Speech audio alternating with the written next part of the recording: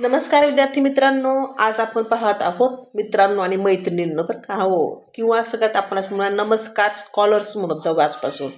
का तर तुम्ही सर्व स्कॉलर मुलं आहात, हुशार आहात आणि आपल्याला स्कॉलरशिप मिळवायचीच आहे. ठीक आहे. बरं, नमस्कार स्कॉलर्स मुलांनो मुलींनो. आज पाहत आहोत आपण स्वाध्याय 1.1 नवनीत हे पुस्तक मी घेतलेलं आहे. नवनीतमध्ये आपलं गणित चाललेलं आहे, 1.1 झालेला आहे आणि स्पष्टीकरण पण समजून झालेलं आहे. चला पहिलं उदाहरण घेऊयात. 500 या संख्येला रोमन संख्या चिन्हात कसे लिहिले जाते? पहा, एक लक्षात घ्यायचं, LCDM लाल, एक शॉर्ट व्हिडिओ आहे पहा माझा, पहा. लाल चटकदार मिरची, लाल चटकदार मिरची म्हणजे LCDM लाल चटकदार मिरची. C फॉर सेंचुरी असतं. सेंचुरी म्हणजे 100. इकडे आलं तर ते 50 होतं, इकडे गेलं की 500 आणि मग 1000 म्हणजे D कोण आला आहे? 500. 500 आला आहे आपला D. पुढचं उदाहरण. 55 ही रोमन संख्या चिन्हात लिहा. आता 55 कशी लिहायचे? 50 अधिक 5 काय असतं? 50 अधिक 5. 50 कशी लिहिलं जातात? L आणि 5 कशात? V. LV ऑप्शन क्रमांक 2. पुढचा प्रश्न. CCXIXC आंतरराष्ट्रीय संख्या चिन्हात कशी लिहाल? आता C म्हणजे कोण? 100. दुसरा C म्हणजे कोण? 100. आता X म्हणजे झाला 10 आणि IX झाला 9. ठीक आहे, 9. करा यांची बेरीज. 100 200 आणि हे वालेवरचे 19, 219. ऑप्शन क्रमांक 4. पुढचा प्रश्न. XIV कोण असतो? XIV म्हणजे 14. ठीक आहे. अधिक 100 C म्हणजे 100 वजा XXI म्हणजे झाले 21 अधिक 5 आणि 2 7. करा यांची बेरीज वजा बाकी किती येते पहा. 114 मधून 21 गेले आणि अधिक 7 केले, उत्तर येतं 100. ओके, पर्याय क्रमांक 2. पुढचा प्रश्न. 47 वजा 10 या वजा बाकीचे उत्तर किती? 47 वजा किती येतो? 37. 37 कसं लिहितो आपण? 10 20 30 आणि हे 7. XXXVI ऑप्शन क्रमांक 1. पुढचं. 400 ही रोमन संख्या 400 ही संख्या रोमन संख्या चिन्ह लेखन पद्धतीत कशी लिहाल? 400 म्हणजे काय? तर 500 वजा 100. 500ला काय म्हणतो आपण? 500ला म्हणतो D आणि Cला 100ला म्हणतो C. पण पद्धत काय आहे? ज्यावेळेस आपण ती डावी बाजूला लिहितो त्यावेळेस तो वजा होतो आणि उजव्या बाजूला की अधिक होतो. मग CD लिहायचं आपल्याला. 500तून 100 गेले. CD ऑप्शन क्रमांक 3. पुढचा प्रश्न. पुढीलपैकी संख्यांची चुकीची जोडी कोणती? आता हा कोण आहे? 6. हे बरोबर आहे. हा 4 आहे 5तून 1 गेला 4. 5त 1 मिळवला 6. आता 15 V ट्रिपल I असं कधीही लिहिलं जात नाही. ऑप्शन क्रमांक येणार आहे आपलं 3. 3दा VV असं लिहायची पद्धत नाही. पुढचा प्रश्न. XCVI ही संख्या आंतरराष्ट्रीय याच्यात कशी लिहिली जाणार? आता XC म्हणजे पहा, C कोण असतो? 100. 100च्या डाव्या बाजूला X आला म्हणजे 10 वजा झाला. या दोघांचं उत्तर आलं आपल्याला सुरुवातीला 9. XC म्हणजे 9 आणि VI म्हणजे 6. 5 आणि 1 6. 96. उत्तर आहे 96. ऑप्शन क्रमांक 3. पुढचा प्रश्न. XXXIX हे झाले 30. 30 आणि 9 किती झाले? 39. 39 प्लस 8 किती होतं? 8 न 16 आणि 17. 47. ऑप्शन क्रमांक 2. ठीक आहे. पुढचं. 71 ही संख्या दाखवणारी योग्य रोमन संख्या चिन्ह लिहा. आता 71ची फोड पहा कशी होती? 50 अधिक 20 अधिक 7. 50ला काय म्हणतो आपण? एल. एलच्या पुढे 2दा एक्स मांडा म्हणजे झाला 20 आणि 7 म्हणजे काय? V I I. L x x V I I. आहे का असं उत्तर? L x X I. L x X I. नाही गं, असं तर नाही आहे. एक मिनिट हा. ओके. 50 आणि 20 70. एल एक्स एक्स आय 71 आहे का? सॉरी इथे 71 आहे. मी काय घेतलं इथे? 7 घेतलं, त्यामुळे मला थोडंसं रॉंग झालं. ठीक आहे, काही हरकत नाही. आलंय उत्तर आपलं. ओके, एक मिनिट. अधिक 1 म्हणजे हा झाला काय झालता? एल एक्स एक्स आणि आय. ऑप्शन क्रमांक 4. मी काय केलं होतं, 71च्या ऐवजी मी 77 घेतलं ना. असं होतं बरं का परीक्षा काळामध्ये पण आपलं. तर जागे राहा, झोपू नका माझ्यासारखे. ठीक आहे, पुढचा प्रश्न. L X V D C M या रोमन संख्या उतरत्या क्रमाने लिहा. 11 ऑप्शनला उतरत्या क्रमाने म्हणजे काय? तर सगळ्यात मोठं कोण? एम. सगळ्यात मोठं कोण? एम. सुरुवातीला एम इथे आहे. त्यापेक्षा छोटं कोण? 500 म्हणजे 1000, नंतर 500, नंतर 100, नंतर 50. हो की नाही?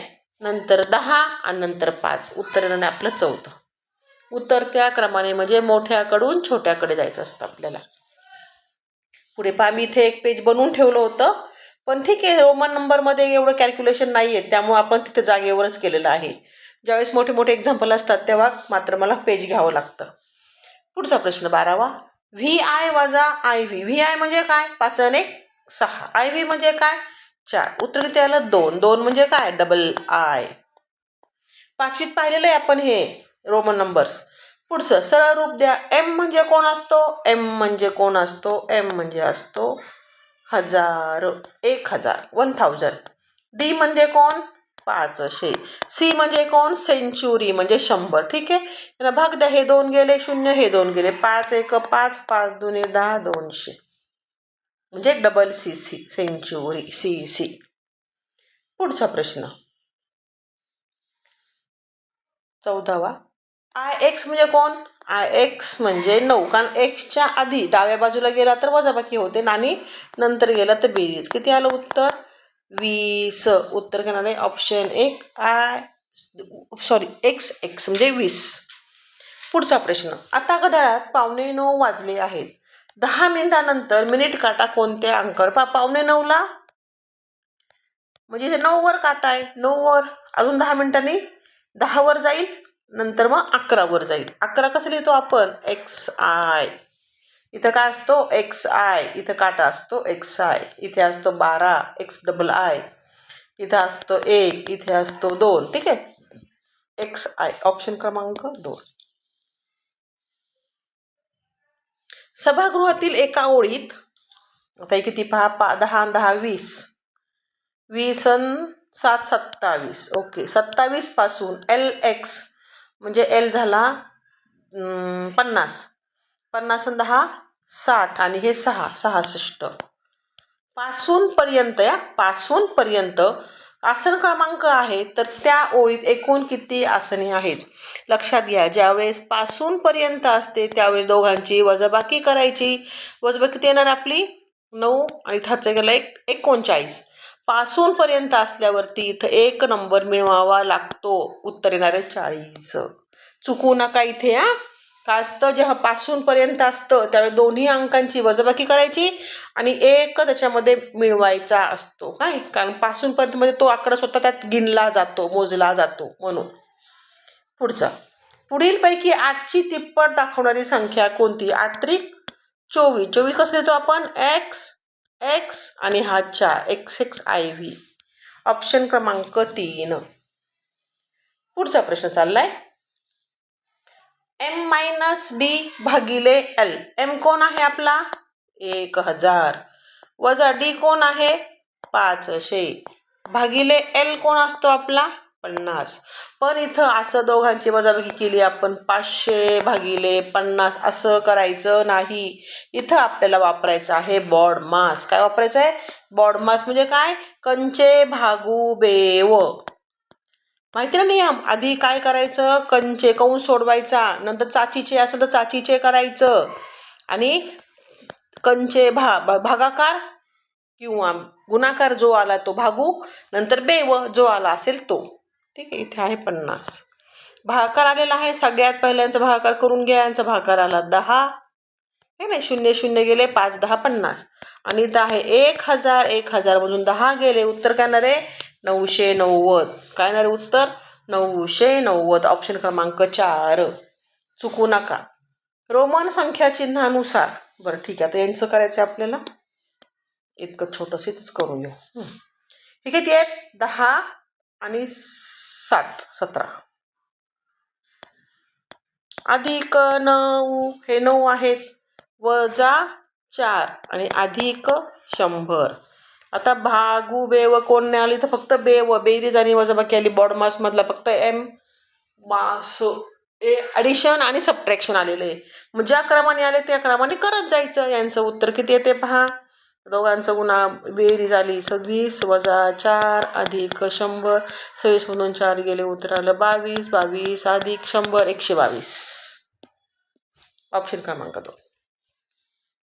पुढचा एक्स एक्स एक्स वजा 1 हे झाले 31. 31 मधून 1 गेला, उत्तर आलं 30. ऑप्शन क्रमांक 2. पर्याय काय येणार आहे आपला? 2. पुढचा प्रश्न. 2.5 लाख ही संख्या देवनागरी चिन्हात कशी लिहाल? 2.5 लाख 2,50,000 आणि देवनागरीमध्ये विचारली त्यांनी, त्यामुळे उत्तर आपलं 4. ठीक आहे. देवनागरी म्हणजे आपली मराठी, आपण 1 2 लिहितो ना ते. आंतरराष्ट्रीय म्हणजे 1 2 3 4. पुढचा प्रश्न. या संख्येतील हजाराच्या स्थानावरील अंक आंतरराष्ट्रीय संख्या चिन्हात कसा लिहा? हे झालं एकक, दशक, शतक आणि हजार. हजारला कोण आहे? 5 5. सोपं छान प्रश्न देता. पुढचं. 7 अंकी सर्वात मोठी समसंख्या. 7 अंकी आंतरराष्ट्रीय चिन्हातल्या 7 अंकी सर्वात मोठी. सर्वात मोठी करताना आपण 9 9 9 9 हा 6 वेळा लिहून घ्या पहिल्यांदा. 1 2 3 4 5 6 आणि सम आहे ना, म्हणून इथे 9 न लिहिता इथं 8 लिहायचा. काय लिहायचा? 8. 1 2 3 4 5 6 7. हे झाले 7 अंक. ओके. ऑप्शन क्रमांक 3. व्यवस्थित पहा, चुका करू नका. ठीक आहे. गुरुस्मृती विद्यालयात 2,25,000 विद्यार्थी शिकत आहेत. ही संख्या आंतरराष्ट्रीय संख्या चिन्हात कशी लिहा? 2,25,000 2,250 पण लिहायची कशामध्ये आपल्याला? आंतरराष्ट्रीय. ऑप्शन क्रमांक 4 2,250. पुढीलपैकी कोणती संख्या चौरस संख्या आहे व त्रिकोणी संख्या सुद्धा आहे? आता चौरस संख्या म्हणजे स्क्वेअर नंबर्स, त्रिकोणी म्हणजे ट्रायंग्युलर नंबर्स. तुम्ही एकदा पहिलं लेक्चर ऐकून घ्या, मग तुम्हाला त्रिकोणी आणि चौरस काय असतात याचा खुलासा होईल. तर 36 ही जी आहे ती चौरस पण आहे आणि त्रिकोणी पण आहे. ही चौरस आहे, ही पण चौरस आहे, ही पण चौरस आहे. त्रिकोणी संख्या कोणत्या असतात पहा. त्रिकोणी संख्या 1 मध्ये 2 मिळवला 3, 3 मध्ये 3 मिळवला 6, 6 4 मिळवला, मग 5 मिळवला, मग 6 मिळवला, मग 7 मिळवला, मग 8 मिळवला. 36. 36 ही त्रिकोणी पण आहे आणि चौरसही आहे. पुढचा प्रश्न. 2 11 13 17 19 हे सगळ्या कोण आहेत? त्या सगळ्या आहेत मूळ संख्या. विषम म्हणू शकत नाही कारण 2 आलेला आहे. चौरसमध्ये तर कोणताही संख्या स्क्वेअर नंबर नाही आणि त्रिकोणीमध्ये यातले काही नंबर नाही, कुठलाच नंबर त्रिकोणीमध्ये येत नाहीये. ठीक आहे. आणि सगळा गट कोणता आहे? तर मूळ संख्यांचा आहे, प्राईम नंबर. पुढचा प्रश्न. 10 ही पहिली त्रिकोणी संख्या मानल्या चौथी त्रिकोणी संख्या कोणती येणार? पहा, इथं त्रिकोणी संख्या आपल्या पुढे ही पहिली, दुसरी, तिसरी आणि चौथी. कोण येणार आहे? 28. ठीक आहे. कोण येणार आहे? 28. 10 नंतर येणार आहे 15, नंतर 21 आणि 28. ठीक आहे का? बरं, असे काढा किंवा जर ही जर पहिली, ठीक आहे, असंच काढा. सोपं सोपं आहे सगळ्यात. 28 मला ते संपलाय. स्वाध्याय संपलाय. स्वाध्याय संपलाय. हो, स्वाध्याय संपलेला आहे आपला. 1.2 हा स्वाध्याय आपण पूर्ण संपवलेला आहे. पुढच्या लेक्चरला 1.3 घेऊ. स्पष्टीकरणाचं स्पष्टीकरण घेऊ. स्पष्टीकरण पाहत जा. स्पष्टीकरणमध्ये जे मुद्दे सगळेच क्लिअर होतात, त्याच्या सगळ्याच मुद्द्यांवरती स्वाध्यायामध्ये प्रश्न असतात असं नाही. त्या मुद्द्यांवरही परीक्षेला एखादा प्रश्न येऊ शकतो. त्यामुळे बरेच मुलं स्पष्टीकरण पाहण्याचा कंटाळा करतात. त्यांना फक्त उत्तर पाहिजे असतात प्रश्नांची.